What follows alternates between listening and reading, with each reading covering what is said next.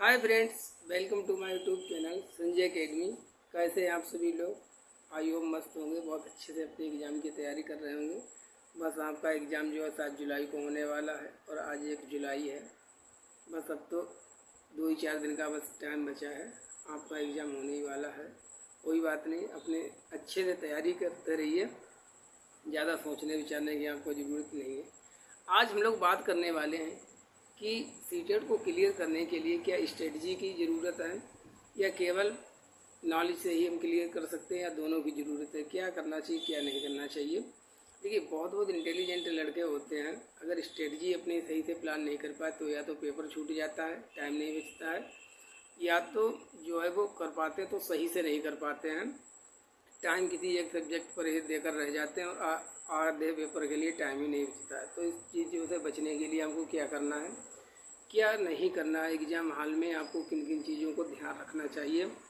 Video को आराम से देखिए, आपके लिए बहुत सी ऐसी चीज़ें हैं जो पढ़ाई के अलावा है, इनको भी जानना बहुत ज़रूरी होता है। पढ़ाई तो कर ही ली जितनी करनी थी, और 4-5 दिन कर लीजिए रिवीजन, लेकिन इन चीज़ों को विशेष आपको ध्यान रखना है। देखिए, अगर मान लीजिए हम मैथ के एक स्टूडेंट हैं और आप मैथ के क्वेश्चन सॉल्व करने बैठे पेपर में, और आपसे अगर नहीं हो रहे हैं, क्वेश्चन हो तो रहे हैं, बहुत टाइम ले रहे हैं, 1.5 से 2 मिनट लग जा रहा है, तब भी क्वेश्चन हो रहे हैं, और अगर आपने मान लीजिए 30 क्वेश्चन है मैथ के और वो 1 घंटे में सॉल्व कर पाए, तब हो सकता है कि आपका मैथ में स्कोर 25-26 चला जाए। कोई बात नहीं, अगर आप कितना भी हो जाए, लेकिन आपका टाइम कितना लग गया ये देखिए। अगर इधर आप मैथ ही सॉल्व करते रहे और अदर सब्जेक्ट के लिए आपके पास टाइम नहीं बचा तो पेपर तो छूट जाता है, तब इससे क्या फ़ायदा। तो सबसे पहले हमको एग्ज़ाम में 90 नंबर की जुगाड़ करनी है। देखिए, प्रेस्टीज का इशू मत बनाना कि अगर मैं SST का स्टूडेंट है तो SST में ही मेरे नंबर रह गए, 30 रह गए 60 में से, या 20 ही आए, तो इसका प्रेस्टीज का इशू मत बनाना।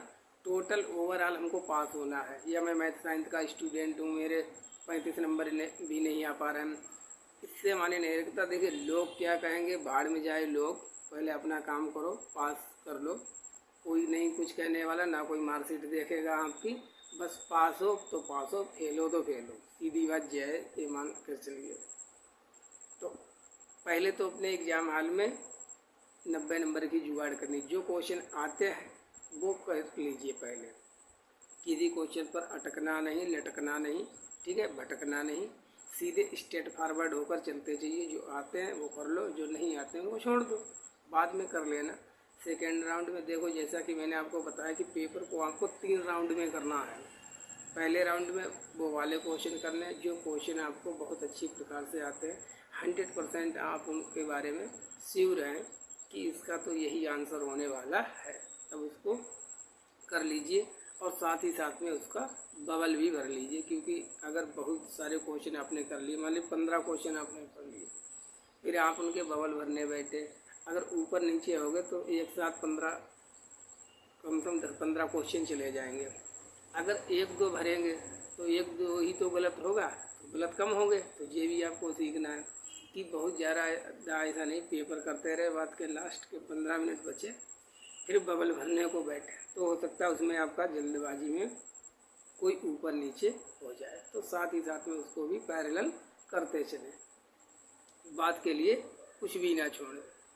सेकेंड जब बार में आप पेपर करें तब उसमें करें जिसमें आप मान लीजिए 2 ऑप्शन तो जानते हैं कि इसके 2 ऑप्शन नहीं हो सकते हैं, और 2 ही ऑप्शन इसके सही होंगे, या तो ए होगा मान लीजिए या बी होगा, ऐसा आपने डिसाइड कर लिया। तब उनको ऑप्शन एलिमिनेट कर दीजिए, और जब 2 हैं 2 में से फिर लगा दीजिए कि कौन सा होगा कौन सा नहीं होगा। तीसरी बार में जब समय बचे 15 से 20 मिनट, पेपर जमा होने वाला हो, धड़कन बढ़ ही जाती है, हार्ट बीट बढ़ ही जाती है, क्या होगा क्या नहीं होगा कोई बात नहीं, इससे कोई फ़र्क नहीं पड़ता। अपने आप को कंट्रोल रखना सबसे मेन बात होती है, कंट्रोल रखना। आप कंट्रोल कितना रख पाते। देखिए, पेपर कितना भी टफ आ जाए, कितना भी इजी आ जाए, कितना भी मॉडरेट हो जाए, आपके ऊपर कोई फ़र्क नहीं पड़ना चाहिए। आप अपनी इमोशंस को इतना ज़्यादा कंट्रोल करके चलो, इतना ज़्यादा मेंटेन रखिए कि चाहे कैसा भी आ जाए, बस आपको क्लियर करना है, पास करना है। अपना जो पढ़ा है, जो बेस्ट, अपना बेस्ट दीजिए, क्योंकि आपने जो पढ़ाई की है वो बेकार थोड़ी ना जाएगी। ठीक है, सेम क्वेश्चन नहीं आए हैं तो उससे रिलेटेड क्वेश्चन आएंगे तब आप उनको कीजिए, लेकिन कंट्रोल बनाने के बहुत चलना है। अगर कंट्रोल जैसे ही सेल्फ कंट्रोल हटा वैसे ही क्वेश्चन गलत होने शुरू हो जाते हैं। तो आपको कंट्रोल बना के रखना है। तब क्या क्या हमने सीख लिया, स्ट्रेटजी हमको जरूर अप्लाई करनी है। ठीक है, और किस प्रकार से हमको क्वेश्चन करने हैं मैंने आपको बता दिया है। इसी प्रकार से आप क्वेश्चन को करना और किसी भी चीज़ से डरना नहीं। देखिए एक दो क्वेश्चन जैसे मान लीजिए सीडीपी है, सीडीपी में 30 क्वेश्चन है। अगर आपको लग रहा हो कि 30 में 30 हमारे यहाँ जाएंगे बिल्कुल सेम क्वेश्चन, तो ऐसा हमको बहुत गलत लगता है। देखिए दो चार क्वेश्चन ऐसे बाहियत टाइप के रख देते हैं कि जिनका समझ पाना भी बहुत मुश्किल हो जाता है। लेकिन ध्यान रखिए 20 से 25 क्वेश्चन ऐसे होते हैं इजी प्लस मॉडरेट जो आप आराम से कर लेंगे। अगर आपने थोड़ी भी पढ़ाई की है, अगर आपने अच्छे से पढ़ाई लास्ट के 15-20 दिन भी करी है तब भी। और मैं आपको बताना चाहता हूँ जो मैंने मैराथन क्लास आपको सीडीपी की कराई है, आप नोट करके रख लीजिए। जब पेपर हो जाए 7 जुलाई को तब चेक कर लेना। उससे पेपर फर्स्ट और पेपर सेकेंड में कम से कम 24 से 25 नंबर आएंगे एक ही क्लास।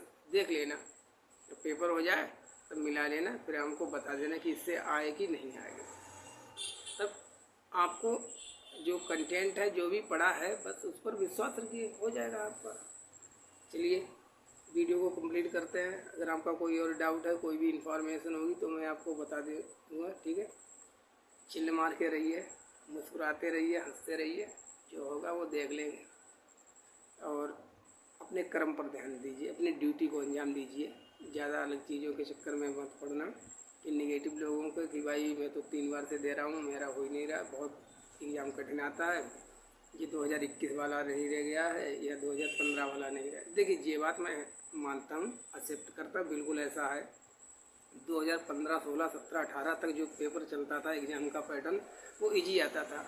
उसमें फैक्चुअल क्वेश्चन पूछ लिए जाते थे, आराम से बना लेते या थोड़े ही कंसेप्चुअल क्वेश्चन पूछे जाते थे। आज ये है स्थिति 2024 में 2023 से कि क्वेश्चन बहुत लेंथी आते हैं और वो उस प्रकार से पूछते हैं अंडरस्टैंडिंग से कि जैसे मान लीजिए एक टॉपिक सेक्स एंड जेंडर है, सभी पढ़ कर जाते हैं, लेकिन वो सेक्स एंड जेंडर से डायरेक्ट क्वेश्चन ही नहीं रखते हैं, वो तो घुमा फिरा के ऐसे जाने कहाँ से लाते हैं। तो आपको अंडरस्टैंडिंग बना के रखनी है। तो सीटेट का जो है आप देखते हुए देखिए रिजल्ट आए 7-8% जाना, तो कुछ ना कुछ तो बहुत ज़्यादा इजी भी नहीं है, आप भी जानते हैं, मैं खाली हवाई बात कर दूँ, लेकिन टफ भी नहीं है। क्लियर भी करना कोई बहुत ज़्यादा टफ नहीं है, क्योंकि क्लियर तो हम ही लोग करते हैं। इसलिए thank you for watching, don't worry about that, best of luck आप सभी लोगों के लिए। पढ़ते रहिए लास्ट टाइम पर जितना आप पढ़ पाएँ, आराम से रहिए, चिल्ल मार कर। Thank you.